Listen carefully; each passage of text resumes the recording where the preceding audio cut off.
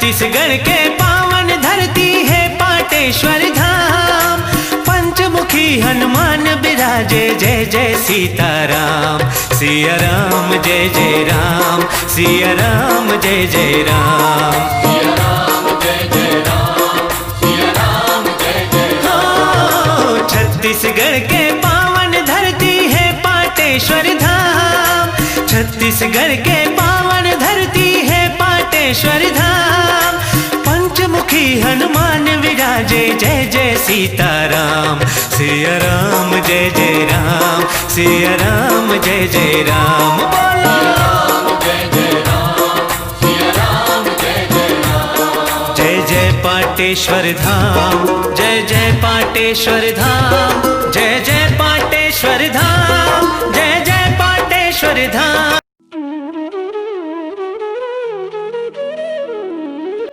जय श्री राम, जय गो माता, जय गोपाल। बाबा जी की पाती कार्यक्रम में आप सभी का स्वागत है। माँ कौशल्या जन्मभूमि मंदिर निर्माण की कहानी। आइए हम आज आपको उन शिलाखंडों के बारे में बताएंगे जिनके द्वारा इस मंदिर का निर्माण हो रहा है। प्रश्न था कि इस विशाल तीर्थ के निर्माण के लिए इतनी शिलाखंड कहाँ मिलेगी। शिलाखंड भी इस गुणवत्ता का हो कि वो हजारों साल तक स्थापित रहे, उसका क्षरण ना हो। कई शिलाएं हम देखते हैं धीरे धीरे वो क्षरण होने लग जाती हैं। खासकर जो समुद्री तट में मंदिर होते हैं उनमें यह ध्यान रखा जाता है, जैसे जगन्नाथ जी का मंदिर, रामेश्वरम जी का मंदिर, सोमनाथ जी का मंदिर, कि उसका क्षरण ना हो। चूँकि यह मध्य भारत है और छत्तीसगढ़ भारत का हृदय स्थल है, इसलिए यहाँ पर ना तो नमकीन हवाएं चलती हैं, ना समुद्री थपेड़े हैं, ना अत्यधिक बर्फबारी होती है। तो इस दृष्टि से यहाँ नरम पत्थर से मंदिर बनाया जा सकता था और यही हमारे लिए बहुत लाभ का विषय था कि नरम पत्थर से जब मंदिर बनता है तो उसमें मेहनत कम लगता है। लेकिन एक बात और थी, नरम पत्थर हमारे आसपास है भी नहीं, मध्य भारत में नहीं है और ये बहुत महंगा पड़ता है। प्लस हमें तो लाने का ट्रांसपोर्टिंग, सेल्स टैक्स, रॉयल्टी सब कुछ देना पड़ेगा।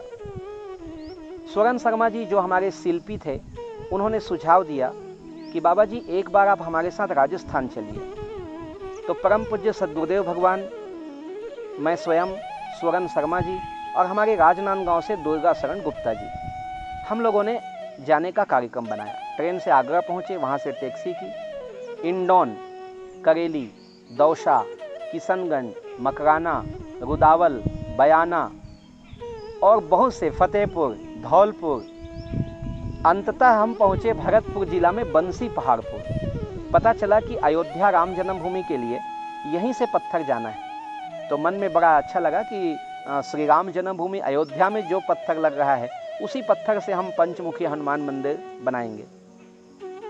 उस समय भी मन में नहीं आया, एक बार ये हो सकता था कि संभव ही नहीं है, 1400 किलोमीटर दूर से पत्थर ले जाएं, संभव ही नहीं है, बजट नहीं है।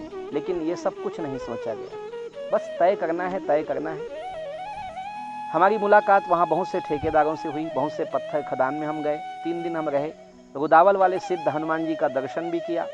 अंततः हमारा एग्रीमेंट हुआ कि हमें पत्थर आना है। 2003 में पहला पत्थर का ट्रक पाटेश्वर धाम आना तय हुआ। बहुत ही मेरे लिए महत्वपूर्ण समय था और इसी बीच में कुछ राशि भी आने लग गई थी। गुरुदेव ने एक सूत्र दिया था, ना बाजार में उधारी रखो, ना बैंक में जमा रखो। फिर भी एक अकाउंट खोला गया और उसी अकाउंट में पैसा डाला गया और पहला ट्रक, मुझे अच्छी तरह याद है कि नर्मदा सुरसुली में यज्ञ हो रहा था, हमारे डोंडी लोहारा के आगे नर्मदा धाम में यज्ञ हो रहा था और पहला ट्रक आया। हम सभी लोग मुख्य सड़क पर आए, खूब विधि विधान से ट्रक की पूजा की गई, पत्थर को देखा गया और उस समय सचमुच मेरे आंखों में 2 बूंद आंसू आ गए थे। हनुमान जी को मैंने हृदय से गदगद भाव से नमन किया कि हे हनुमान जी, आपकी लीला अपरंपार है। कहाँ मैं एक तुच्छ छोटा सा बालक और इतना जंगल, और आपने कृपा करके ये पहला ट्रक भेजा है, क्योंकि पहला ट्रक आया है तो जरूर दूसरा ट्रक भी आएगा। और बड़ी बड़ी शिलाखंडें थी और उस समय तो यहाँ क्रेन भी नहीं आ सकता था और पत्थर भी नहीं आ सकते थे, तो बहुत से पत्थर हमारे से 3 किलोमीटर दूर गांव में पटक दिए गए, उतार दिए गए। फिर प्रारंभ हुआ एक और मेहनत का कार्य। पत्थरों का आना प्रारंभ हुआ। पहला ट्रक पत्थर आते ही हमारे सामने एक समस्या और थी। सड़क का साधन ऐसा नहीं था कि 25 टन से लेकर 40 टन लोड लेके आने वाली ट्रकें अंदर आ सके। बहुत संकीर्ण सा रास्ता, कच्चा रोड, जगह जगह एक साइड हो जाना। कुछ पत्थर आश्रम आ पाते थे, प्रायः पत्थर जंगल में या सामने 3 किलोमीटर दूर गांव में पटक दिए जाते थे। अब उनको लाने के लिए भी एक कार्य करना पड़ता था।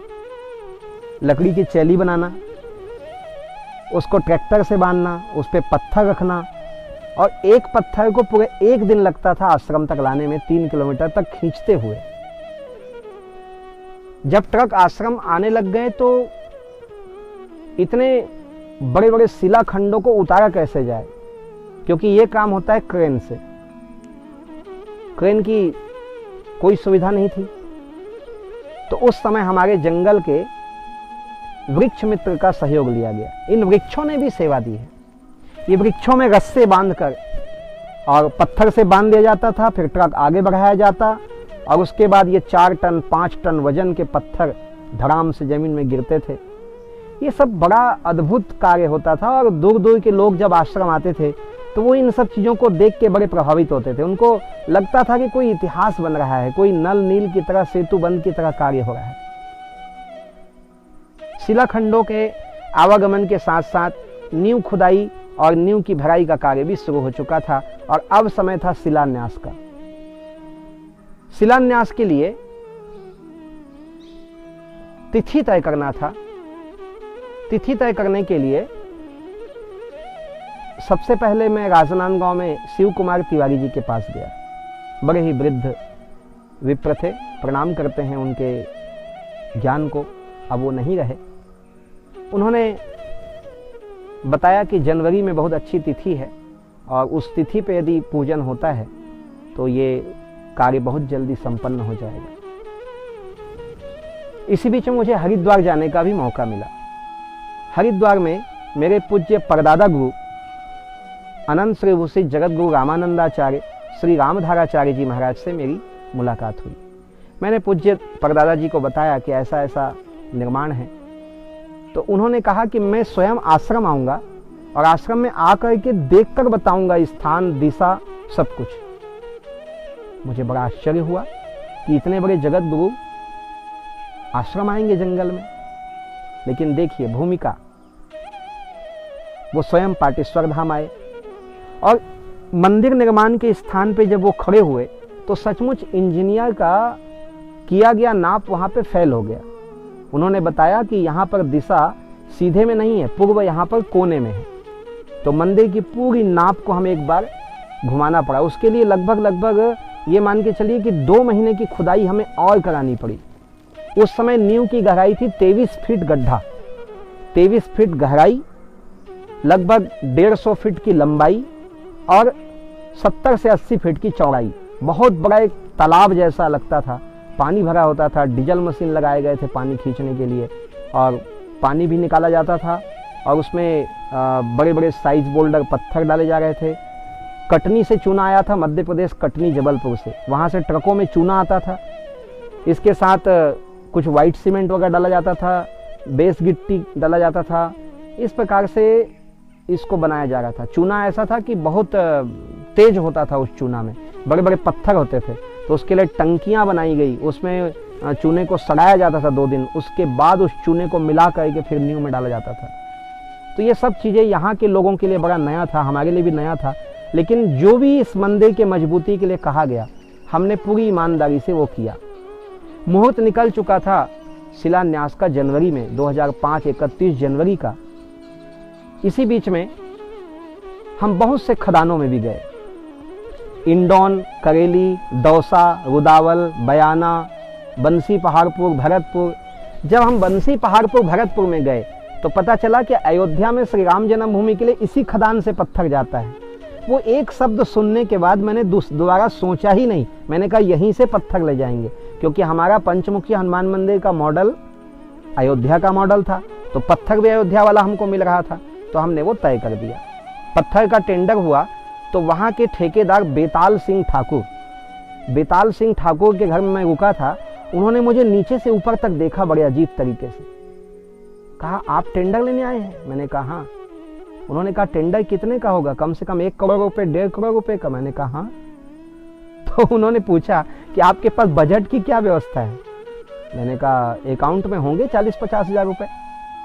तो उनकी हंसी छूट गई, लेकिन उन्होंने प्रणाम किया, बड़े अच्छे सज्जन पुरुष थे। उन्होंने प्रणाम किया, कहा आपकी इस लगन को मैं प्रणाम करता हूँ और मैं श्री हनुमान जी का ही प्रताप समझता हूँ और माँ कौशल्या की आशीर्वाद कि उतने कम बजट और इतने कम उम्र के संत को देखकर भी उन्होंने हाँ कर दिया। उनको विश्वास था कि मैं पेमेंट कर दूंगा समयानुसार। मैंने कहा आप पत्थर दीजिए, हम जरूर आपका पेमेंट करेंगे। पत्थर भी आने लगा, मंदिर का निर्माण भी प्रारंभ हो चुका था और नींव खुदाई के साथ अब शिलान्यास की जोर शोर से तैयारियां चल रही थी। शिलान्यास की कहानी बड़ी रोचक है, बहुत अद्भुत चमत्कार भी हुए, परीक्षा भी लिया गया और एक ऐसा कहे प्रकृति के साथ मनुष्य की लड़ाई हम आपको अगले भाग में बताएंगे। बाबा जी की पाती कार्यक्रम में माँ कौशल्या जन्मभूमि मंदिर निर्माण की कहानी लेकर के मैं उपस्थित हूँ। प्रतिदिन आप इस कहानी का अलग अलग भाग सुन रहे हैं। कल पुनः एक नए प्रसंग के साथ मंदिर के शिलान्यास का वह अद्भुत संगम आपको कल बताएंगे। देखना ना भूलें, प्रतिदिन शाम 4 बजे बाबा जी की पाती कार्यक्रम पाटेश्वर धाम के YouTube चैनल पर। मैं राम बालक दास महात्यागी, माँ कौशल्या जन्मभूमि मंदिर निर्माण स्थल पाटेश्वर धाम छत्तीसगढ़ से। जय श्री राम, जय गौ माता, जय गोपाल, जय पाटेश्वर धाम।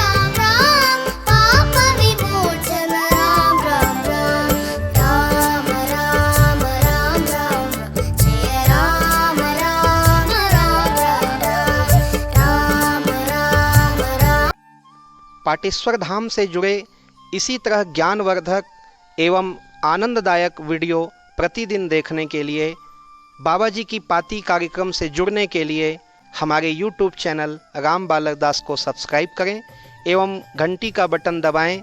इस तरह आप हमारी सूचनाओं से जुड़े रहेंगे। ध्यान रखें, प्रतिदिन शाम 4 बजे बाबा जी की पाती कार्यक्रम में आप सभी का स्वागत रहेगा।